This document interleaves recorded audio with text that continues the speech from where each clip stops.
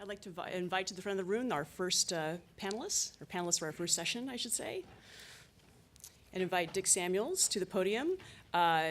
Richard Samuels is our Ford International Professor of Political Science and Director of the Center for International Studies. Dick's areas of expertise include Japanese national security strategy and intelligence and the Japan-US alliance in the context of East Asian security. So thank you, Dick, for being a moderator for our first panel. Thanks, Andrew.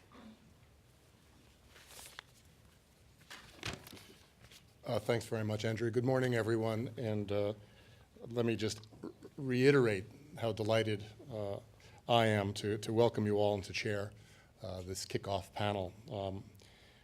Back in September, when we met for the first time, the incoming crop of really superb new PhD students, I quickly did the math and realized that 41 years ago, I'd sat where they were sitting with Tom Wolfe and with Drew Altman and with Robin Reenstra and Howard Sitzer, classmates of mine who are here today, and others in the room, 41 years ago. And I realized I can do that much math, what a huge swath of the department's history that has been. But I report that only because it allows me some legitimacy in claiming that the most important, and Steve is right, that the most important element, I think, of the department's chemistry is very little changed over all this period of time. We're still working hard to address and to fix, hopefully, many of the world's most pressing problems. And to drive this point home this morning, our first panel is focused on the contributions of MIT political science to national policy debates. So the panelists are all current members of the department, of our faculty, including one who welcomed me 41 years ago, on the end there. We asked them all to reflect on the ways in which their research has spoken to the national policy debates of our time. Our speakers I'll just introduce them in order, because complete biographies are available in your program. But our first speaker, we'll just take them in the order in which they're sitting. Barry Posen is the Ford International Professor of Political Science and an expert on U.S. grand strategy. He's going to speak about national security policy. Andrea Campbell is department head, as you know, and the Arthur and Ruth Sloan Professor of Political Science. She'll speak about American healthcare policy and social policy.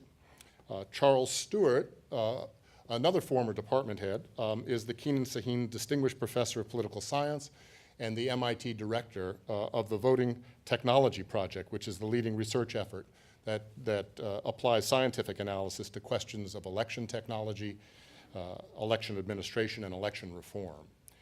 And finally, Suzanne Berger, who I think everyone here knows and admires, is the Raphael Dorman Helen Starbuck Professor of Political Science and the founder of a great many initiatives relating to political economy and international education at MIT and beyond.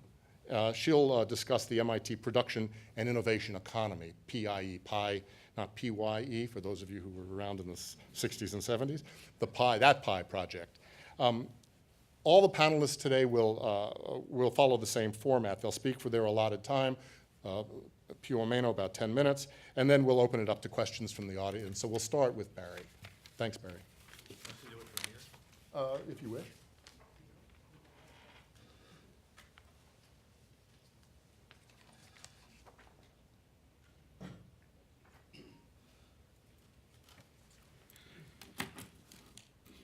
So good morning, and thanks for being with us today. Security studies at MIT stands at the intersection of the world of scholarship and the world of policy. Questions of war and peace and their interrelationship are inherently interesting.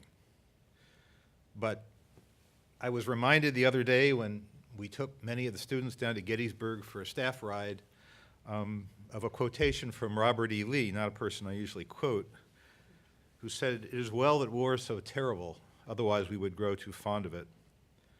Questions of war and peace are inherently important for the fate of people and nations and places and, from time to time, maybe the whole species. Our obligation as scholars for the privilege of studying this inherently fascinating and inherently terrible subject is that our scholarship ought to strive to be of some use. So, what as security studies scholars do we think we can do for the world of affairs Well, my assignment for this talk caused me to reflect a bit on my own work and on the work of some of my colleagues and friends, and try to categorize a little bit the kinds of contributions we've been trying to make. And I focus here on the question of what use can the work between covers be? I'll set aside for the second the other things that scholars can do, which is to go into government or advise policymakers directly. Now, I came up with 4 not entirely distinct kinds of work.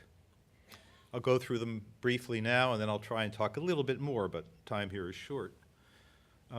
First, we can develop specific theories about important problems that matter most to policymakers, and conduct sufficient and sufficiently credible testing of such theories that a policymaker might be willing to bet on that theory to make a decision. Second, we can develop theories that affect the way the entire security studies community, and here I include policymakers, policy analysts, military professionals, and even other academics, how they see the world. Theories that reveal or illuminate relationships that are otherwise murky, but once you understand them, they cause a big change in the way people think about problems. We can use our theories to criticize policies that are in the process of implementation, explaining why they might not be going so well and why things are unlikely to get better. This is a favorite, by the way, I'm sure you know. And finally, we can develop alternative policies for critical national security issues. So let me just say a little bit more about each of them and maybe cite one example. If I have some time at the end, I'll talk a little bit about my own recent work. First, developing theories about specific problems that matter most. It seems to me that as I look across some of my colleagues and students, you can divide this into 2 pieces. One is, what is going to happen next, and how do I prepare for it? Right? Policymakers want to have some sense of what's going to happen next. This is why they pay intelligence people so much money and spend $70 billion a year on the problem. But theories help a lot. And among the SSP-trained scholars whose work we display with pride over at the CIS bookcase, I can think of several, but I'll just mention one. Kelly Greenhill was my student. I'll advertise that here. She has a book called Weapons of Mass Migration, and she demonstrates that major flows of refugees from conflict zones are not necessarily merely a kind of collateral damage. I say merely because it's a terrible thing. But these refugee flows are often deliberately engineered by bad actors as a coercive tool designed to push the political and moral buttons of the destination countries. We've seen this happen more times than you might imagine. It's very important for policymakers to understand that there's a way that refugees can get produced that they don't usually think about, right? And it's going to cause them all kinds of problems they may not have envisioned. This is a way of seeing, right, when there's a civil war, right, you can see that there's a problem that you better be thinking about, right? You better get ready for, right? Second set of things that people have been doing in this vein is ask the question, if I as a policymaker adopt a certain course of action, how well is that course of action likely to work, right? Now this is often about coercion, either deterrence or compellence, which is to say how states get their way with the threats of force or other kinds of methods of inflicting pain without necessarily using force. A lot of our students in recent years have worked on the problem of coercion. I'll just mention one. Philip Hahn, who was a colonel in the Air Force, now the ROTC commander at Yale and soon to be the director of academic studies at the Naval War College. He has a new book, Stanford, Coercion, Survival in War, Why Weak States Resist the United States. He demonstrates that there is an irony of U.S. efforts to coerce the weak. We always think coercion against the weak is going to be easy because they're so weak and we're so strong. He observes that we often make demands that would significantly diminish the survival probability of our adversaries if they give in. We often ask for more than we say we're asking for. We may be doing it on purpose because we're trying to provoke. We may be doing it by accident because we just don't understand the adversary's position. As you know, we're often trying to coerce authoritarians, and we don't like them very much. We kind of disrespect them, right? So we don't imagine that, they have needs too, right? So a strong state must carefully calculate the demands it makes, because if those demands are too great, even the weak will fight. Very important insight for policymakers to have. Okay, second, security studies scholars can develop insights that affect the way the community sees things. Many of you have probably heard of the concept of the security dilemma. Often in international politics, the things I as a state might do or must do to make myself more secure have the unfortunate property of making others less secure. And this can set off spirals of competition in peacetime or escalation in wartime. Our mentor at another distinguished institution, big guy in the field, Robert Jervis, sort of popularized this concept. Our good colleague Steve Van Ever has written about it at great length. Understanding the security dilemma does not necessarily make it less intense. It doesn't cause statesmen necessarily to pick up more judicious military strategies. But what we do see today is that the problem is widely acknowledged. Right? The problem is widely acknowledged. A good example for those of you who follow esoteric debates in American military strategy was a strategy that was bandied about not very many years ago called air-sea battle. And the idea of air-sea battle was that in the beginning of any conflict, the American military would go hammer and tongs at the Chinese mainland. And it's China that they're thinking about. They like to pretend it's not. But this idea met with immediate criticism. Now, not all the criticism cited the existence of the security dilemma, but much of it reflected an understanding of the problems that the security dilemma limbs.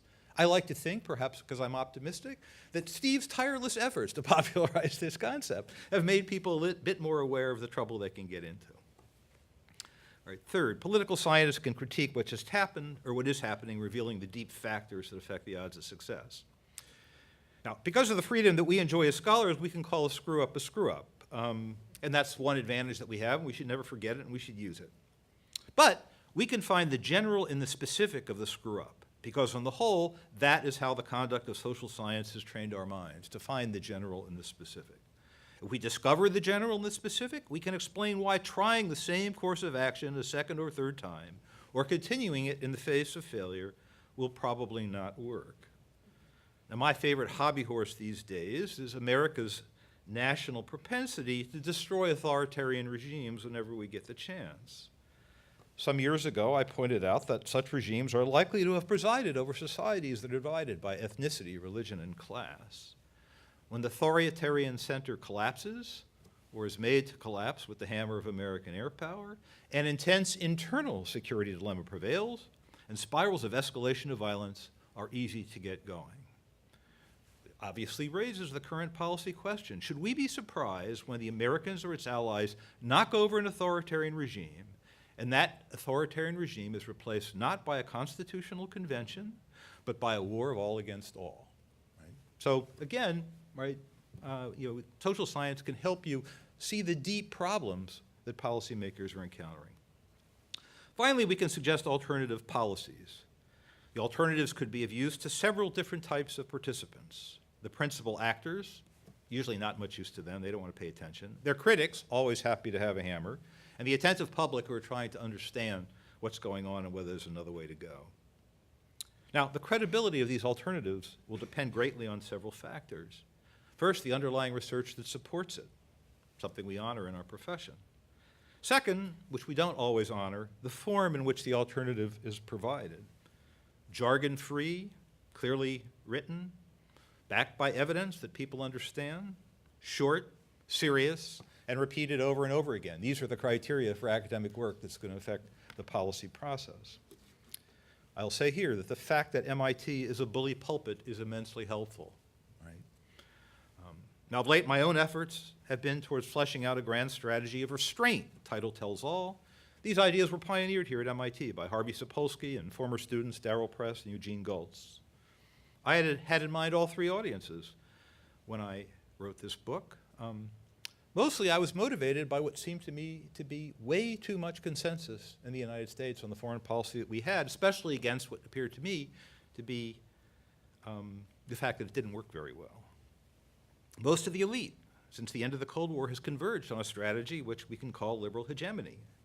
So my book title tells all, Restraint. This title, Liberal Hegemony, also tells all.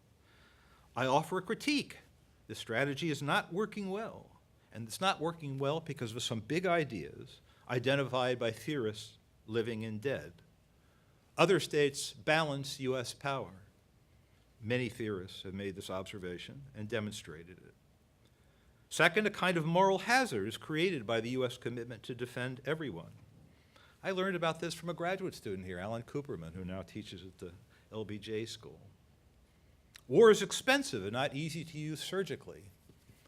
I learned this from a person who was not a political scientist. He was an officer in the German army, the Prussian army, Karl von Clausewitz. Nationalism is strong, and self-aware peoples resist governance or even guidance that comes from without. Not all students of comparative politics believe that nationalism is a strong force and difficult to deal with. Some believe it's not a very strong force. But I've learned much from those who believe it is a strong force, and you'll hear from at least one of them in the next panel. And finally, I observe in my work that what I think is a dispassionate analysis suggests that the U.S. is inherently pretty secure. Hence, we can do less. We can be more restrained, especially in the use of force. Now, in the past, this kind of work would probably have been marginalized with the simple charge or label of isolationism, which has enormous hexing power in the American political discourse. However, I've been lucky. The moment is right. Many feel that U.S. foreign policy is not going so well. And the book offers people support for their intuitions, and more importantly, an explanation for the problems that they see. But the form of the argument as I made it, I think, has been somewhat helpful in making it appealing, much to the surprise of several agents that I contacted about the book. Though I can launch Jeremiahs with the best of them, ask my friends, the fact that the book explains its argument with reference to what at least some of the profession believes it has discovered makes the argument a good deal more credible, I think. It also helps, of course, that the book is mercifully short, so I commend it to you. Thank you.